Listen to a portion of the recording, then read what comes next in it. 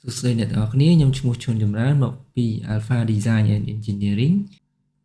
ថ្ងៃនេះខ្ញុំនឹងបង្រៀនពីរបៀបបង្កើត Ericsson Drawing នៅក្នុង software Tekla Structure អញ្ចឹង Ericsson Drawing យើងប្រើសម្រាប់ដំឡើងគ្រោងផ្គុំអគារដែកនៅខ្សែអញ្ចឹងដើម្បីបង្កើត Ericsson Drawing យើងចូលមក Drawing និង Report ចូលមក Create GA Drawing អញ្ចឹងយើងរើស grid ណាមួយដែលយើងចង់បង្កើតហើយយើងយក grid លេខ2រើសពាក្យ Drawing Property អញ្ចឹងយើងមានច្រើនចឹងរើសពាក្យ Alpha GA Drawing ដែលយើងធ្លាប់បង្កើតនេះពាក្យ Load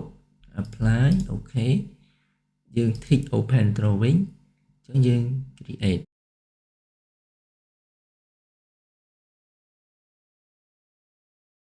អញ្ចឹងអ្វីដែលយើងត្រូវបញ្ចេញគឺយើងត្រូវបញ្ចេញ Assembly Name ហើយនិង Block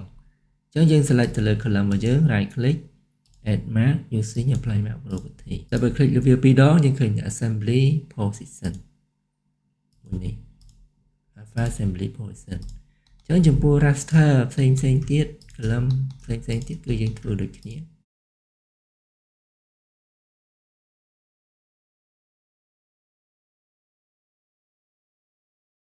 Mark using Apply Mark Property យើងបញ្ចេញ Assembly រួចហើយតទៅទៀតយើងត្រូវបញ្ចេញ Block អញ្ចឹងយើង select ទៅលើ Block មក right click Add Mark using Apply Mark Property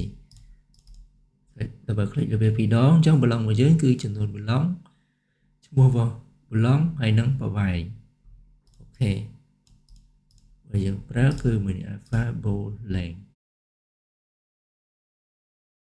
អញ្ចឹងចំពោះ Block ផ្សេងទៀតគឺយើងធ្វើដូចគ្នាដែរ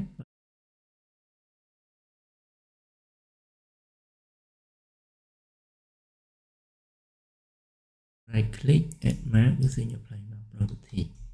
អញ្ចឹងយើងអាចសេរីវាបាន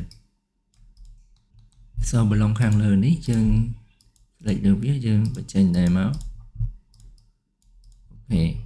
ហើយចំពោះ dim នេះយើង move ចេញមកក្រៅមក